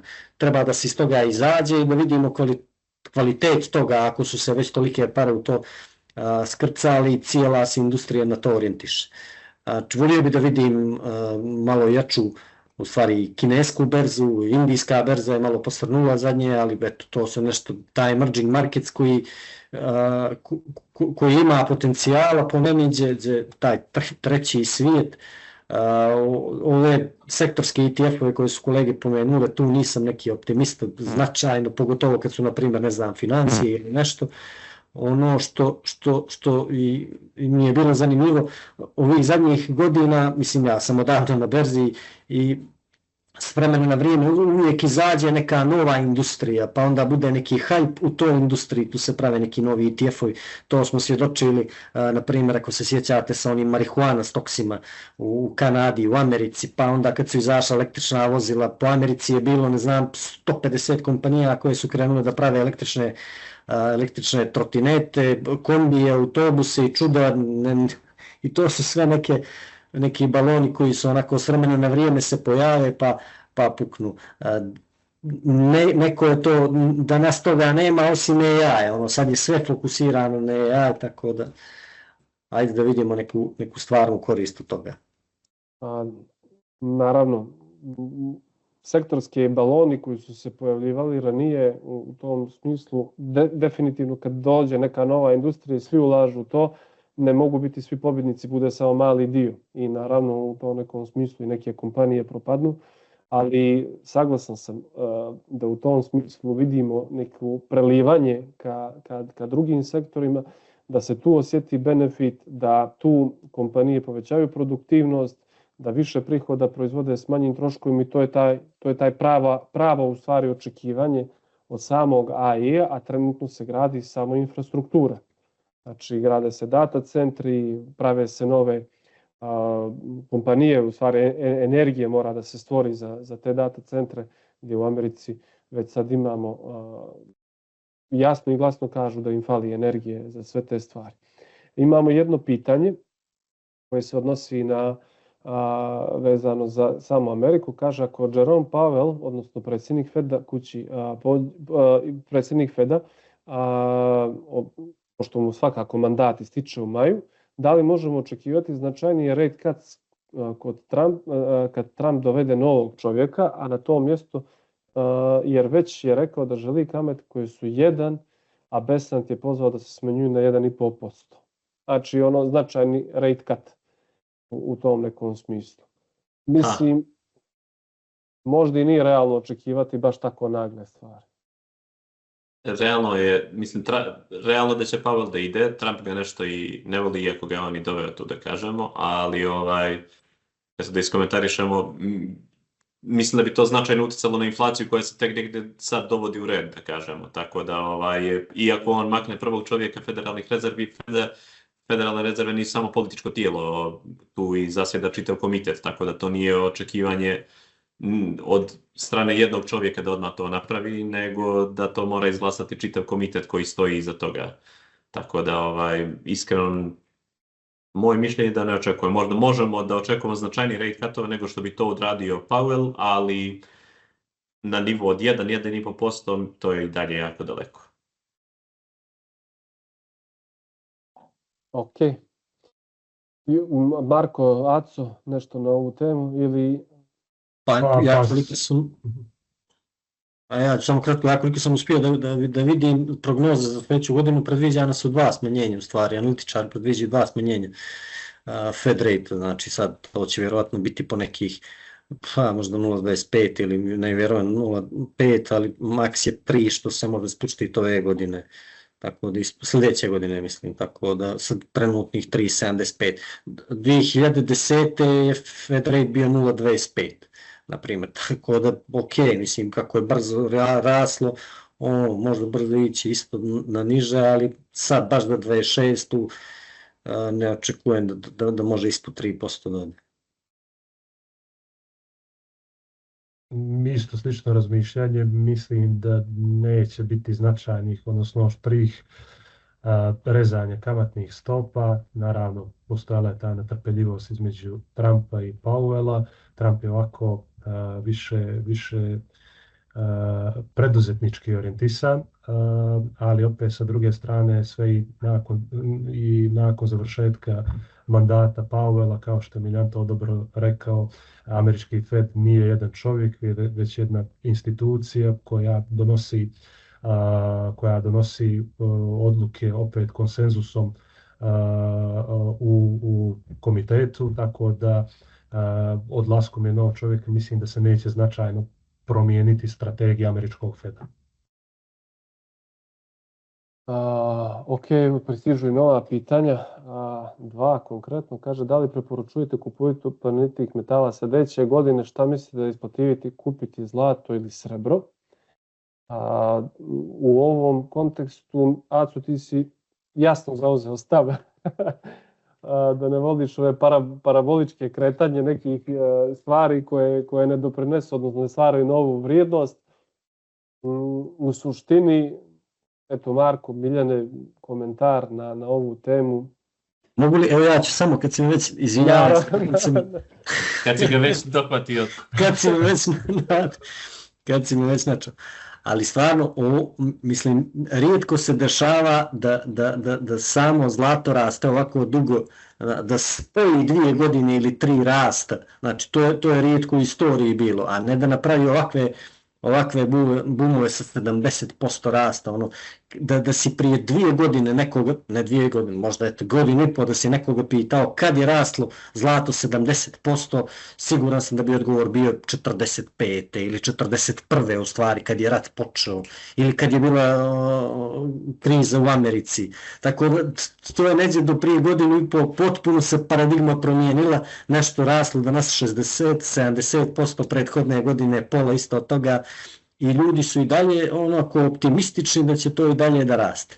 Neđe taj optimizam, ja bih volio da mi imamo taj optimizam kad su neke druge stvari u pitanju, onako životne, ali kad je zlato, Evo, rekao sam već jedno, znači zlato je u prethodnih 50 godina raslo najviše 2009. 26%, tad je berza pukla 40% u Americi.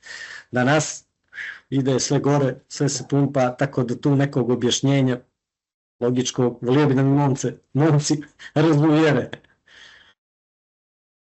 Jasno. Pa negdje povezuju sa tim da se veća globalna tenzija i da negdje od kad je zamrznute su one novčana sredstva Rusije, da su centralne banke počele da odlučuju da u tom nekom smislu da investiraju. Neko je čak i pitao ovdje da investiraju američke obveznice, da ulažu u zlato i da tako čuvaju svoju vrednost i prave neke situacije gdje će možda i manje komunicirati sa drugim ekonomijama, već se bazirati na svojim nekim stvarima. Kaže ovako, treba li ulagati u evropsku i japansku berzu ako faktički ulažemo u države kojima imaju GDP stagnaciju skoro 17 godina i to klasičan GDP ne uračunavajući inflaciju. Marko?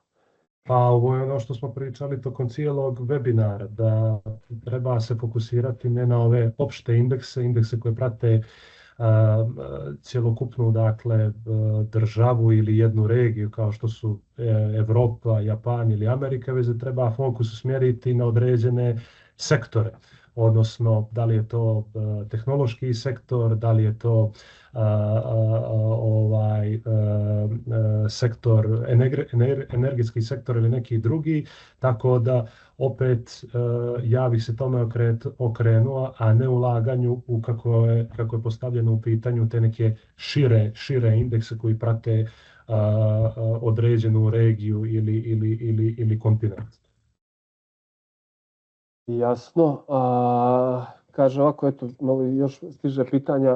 Volio bi da prokomentarišete tišinu EU u vezi vjerojatno space industrije i naročito AI. Da li imate osjećaj nove industrijske revolucije oko AI, da li se može reći i finansijska digitalizacija novca kripto? Da li možete uticati na nekoj televiziji da se prave ovakve emisije po uzoru na USA, odnosno Ameriku? Evo, mi smo pioniri u ovome trenutno u posljednjih godinu dana i vrlo rado dilimo ove stvari sa našim kolegama, ali to sve zavisi. Mislim, evo ja, posljednje ovo pitanje, ali evo prva dva pitanja. EU, space industrija i AI, odnosno da li oni prate ili ne prate, i da li imamo osjećaj nove industrijske revolucije.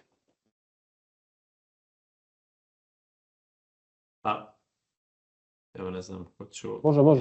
Je li mi uključen mikrofon? Jeste. Yeah. Šta znam, često se kaže to da je EU tiho neđe po pitanju svemira i AI, ali generalno koliko sam ja upoznat, negdje EU ima one višegodišnje, da kažem, i svemirske programe tipa Galileo, tipa Kopernikus i tako dalje, i negdje je bilo priča o tome da se pokreće neka regulativa za bezbjednost i održivost nekih svemirskih aktivnosti, nacrta tipa prvog Space Acta i tako dalje, nekih obaveza za operatere. Iskreno, pominjalo se kreiranje nekih par AI gigafabrika po Evropi, izdvajanje nekog kvantnog stuba i tako dalje, ali iskreno da budem, znači EU možda kažem, možda to zvuči tiše i ostalo, ali mislim da se gradi infrastruktura i neka regulativa iza toga, jer svjesni su da moraju biti u korak sa svijetom gdje trenutno dosta zaostaju i za Amerikom i za Kinom, koji su, da kažem, glavni onako konkurenti u tom dijelu. Šta bi drugo pitanje? Da li imam osjećaj nove industrijske revolucije oko AI i da li se može reći da i za finansijsku digitalizaciju novca, kriptom? Pa da li smo novoj finansijskoj... Negdje smo u industrijsku revoluciju četvrtu kroz AI pominjali tokom cijelog današnjeg webinara, gdje mi za sad ne vidimo još uvijek značajne rezultate, a značajno se novca troši da se napravi ta infrastruktura, tako da možemo i očekivati, svi je najavljuju, ali vjerojatno će 26. godina proći u tome da se dokaže. Pa da, mislim, generalno neđe finansijska digitalizacija tek sazrijeva, da kažem. Postavlja se neka regulatorna jasnoća za stablecoine, za tokenizovanu realnu imovinu, za institucionalni ulazak nekih, da kažemo, novih valuta, stablecoina i tako dalje, dok se kripto neđe tržište pomjera iz neke puke maloprodajne spekulacije prema integraciji sa financijskim sistemom, ali to ne znači da će to da se desi vrlo brzo ili tako nešto, tako da... A da smo u novoj industrijskoj revoluciji, pa realno jesmo. Znači, svi imamo blagi optimizam. Čekamo da se dokaže. Da. Sve da će ovakvih emisija biti na našim televizijama. To je odlično. Ovo za revoluciju novu, jesmo li na pragu nove revolucije, ima stara poslovica, ono, revolucija jede svoju djecu, tako da neđe, mislim da se to može lagano uklopiti ovaj AI hype, jer svi koji forsiraju AI, to je tehnološke kompanije koje najviše rade na razvoju i sve, mislim da će najprije tamo doći do nekog katovanja radnih mjesta. Ima jedna firma, to je već prisutno. To je već prisutno, jest. Firma programerska, ne znam jeste ti ispratili, ona je ove godine izašla na berzu Figma. Ona je firma koja se bavi malten izradom softvera, izradom web sajtova, ali primjenjuje neke AI modele za programiranje. Znači ono što se konstantno pričalo kako će programiranje biti lakše uz pomoć AI, to baš se već je firma na berzi, velika firma, mislim da je Unicorn i kad je izašla na berzu, primjenjuje tu tehnologiju koja programerima neđe olakšava da jednim kvalitetnim promptom dobiju cijeli programerski kod. Tako da će to u nekom roku sigurno smanjiti možda i zarade ili smanjiti potrebu za programerima ili tako nešto. Ja sam malo optimističniji u tom nekom smislu kad je AI u pitanju i generalno svaka revolucija ekonomska je donijela, nije ukinula nijedno radno mjesto, nego su se pojavile nove prilike. Tako je, ona će u nekoj iteraciji bi to sigurno očekivati da se taj razvoj desi, ali ono na početku revolucije pojede neku svoju djecu. Pa imamo, znam, primjer Xerox kompanije koja je Xerox, američki Xerox je firma koja je zaposleni u Xeroxu su ljudi koji su smislili miš, koji su smislili e-mail. Danas Xerox je pravio štampača, onako, bukvalno su pojeli su svoj biznis, nestala je potreba za brojnim vrstama štampača i onim čudima gdje se sve to radilo, pojavom nekih novih tehnologija, tako da sa nekim željom da nešto novo saznaš, razviješ, onako ta revolucija te pojede. A ovo je bilo zanimljivo pitanje vezano za ovu, nego je to oduzima možda i vrijeme, ali bilo mi je izuzetno zanimljivo pitanje za ovu svemirsku tehnologiju, za kosmičku industriju, jer tu se stvarno vidi da se nešto u Americi radi, da tamo stalno ima nekih firmi koje su na berzi, izašao onaj Firefly Aviation, kako se zove, koja se bavi isto istraživanje svemira, pravljaju nekim raketama, probnim letovima u svemir i tako nešto, a već je najavljeno, u stvari najavljuje se neđe potajno da će SpaceX izaći na berzu. Pa mislim da je glasno. Da je glasno. Baš se priprema IPO za 2026. godinu. Jest, da će, sad, zašto Evropa to ne prati? Pa Evropa to, mislim, očigledno je, sve to neđe počiva, ajde, bitno da ti imaš neku viziju, neku ideju i da si ti neki preduzetnik, ali tu mora da stane država iza tebe. Kako da stane, da ti da dozvolu da ti se time baviš, da se ti time razmišljaš. Da ne pravi komplikovane procedure, da se ti možeš time baviti. Jest. Evropa je birokratski jedan mastodont i Evropa puno zaostaje kad je u pitanju ta neka industrija naoružanja za Amerikom, za drugi neki, za Kino, mislim, tako da teško je očekivati da Evropa napravi neki napredak u odnosu na te dvije velesile kad je u pitanju svemirska tehnologija ili bilo kakvo istraživanje svemira. Danas, makar kako stoji Evropa, vidimo svi kako stoji i koliko se pita, tako da. Jasno, u tom nekom pogledu. Dobro. Ekipo, jako kvalitetan, čini mi se, i sadržajan webinar i kao šlagort na sve ovo što se dešavalo i na vaša gostovanja prethodna na našim webinarima. Nevjerojatno sam vam zahvalan za vrijeme koje ste izdvojili, kao što ste rekli na početku, negdje kraj godine je fantastičan za jedan teški iscrpljujući rad i još popodne i navečer kad ostanemo u ovo doba, kako se zvali, to je sve sa namjerom da svi naši slušaoci i vaši naši klijenti dobiju kvalitetne i dobre informacije, da se čujemo malo više u cijeloj javnosti negdje od svih tema koje su svakodnevno prisutne, da pričamo o nečemu što je jako kvalitetno. Hvala vam, želim vam sreću Novu godinu i božićne praznike koji nas idu posle toga. Puno zdravlja, sreće i uspjeha i nadam se da ćemo se naravno još družiti u narednoj godini i biti Evo imamo još jedno pitanje, Admir. Izvinjavam se. Ja sam Admir, se nisi malo vidio zadružio. pitanje. Ja nisam.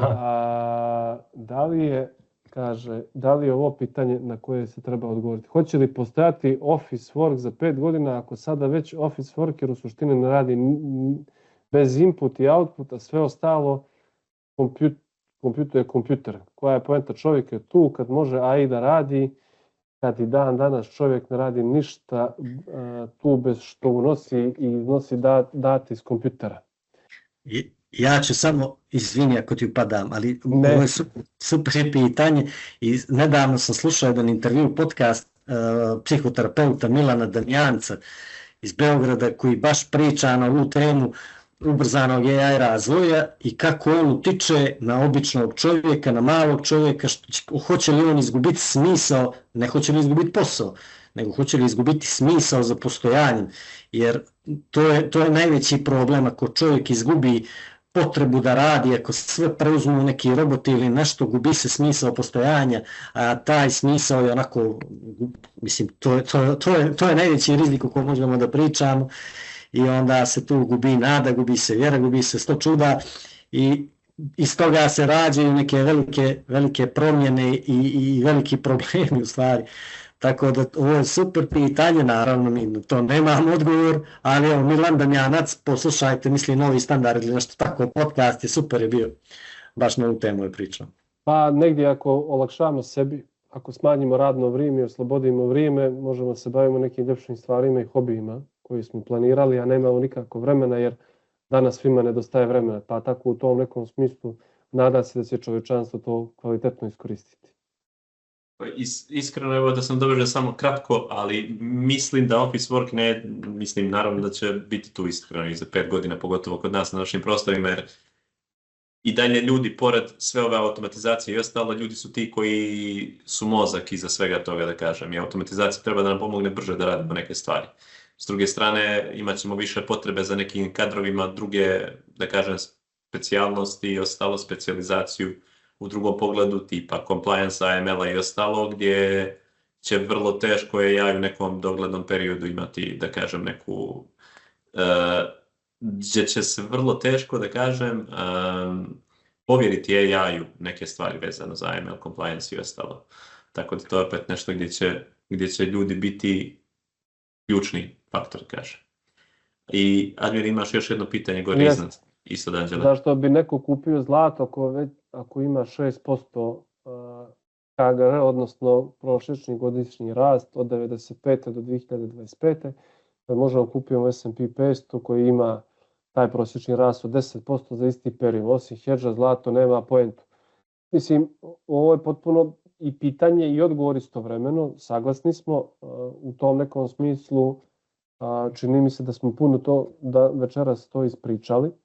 Pitanje je stvari kako neko bira svoju strategiju investiranja. Naravno, kompanije su te koje proizvode nove prihode, nove profite, a zlato služi kao hedž. Tako da, zašto bi neko investirao u jedno, a ne u drugo, je potpuno više pitanja. Mi smo pomenuli da zlato ima negdje i tradicionalnu vrijednost, gdje ljudi kupuju nakit, potrošačku vrijednost kupuju nakit, čuvaju zlato u tom nekom pogledu. Se sve to nadovezalo da zlato raste kroz vremenski period, a posebno je karakteristično da raste u nestabilnim periodima, a pričali smo ove godine da je ekonomije te koje guraju i da raste dobro i nam je čudno onda zašto je poraslo 70%. Nadam se da smo s ovim odgovorili na sva pitanja. Ako ima još neko da kaže nešto još vezano, komentar, krajnji, 3, 2, 1, dobri smo. Mislim da je to. Ok, onda da se zahvalim još jedan put. Neizmjerno hvala još jedan put Miljanu, Marku i Aleksandru, odnosno Acu, za druženje. Ovo je naše drugo zajedničko druženje ove godine, imat ćemo ih još sljedeće. Teme su neiscrpne, uvijek ćemo se potruditi da budu zanimljive svima nama i naravno pozivam sve da budu učesnici takvih webinara. A želim svima sretne i ugodne praznike, da se svi dobro odmore. Želim srećnu i uspješnu novu godinu, da naravno ljudi se posvete i razmisle i ako nisu već krenuli da počnu da investiraju, jer stvarno sva četvorica radimo u tom sektoru, zaista mislimo da je to jedna od ispravnijih odluka i vidimo se sljedeće godine. Hvala svima. Sa zadovoljstvom. Pozdrav svima. Hvala, vidimo se na berzi. Novogodišnjih čestitkama. Hvala ekipo, pozdrav svima. Pozdrav. Ćao. TF Capital. Jednostavno, transparentno i sigurno investiranje.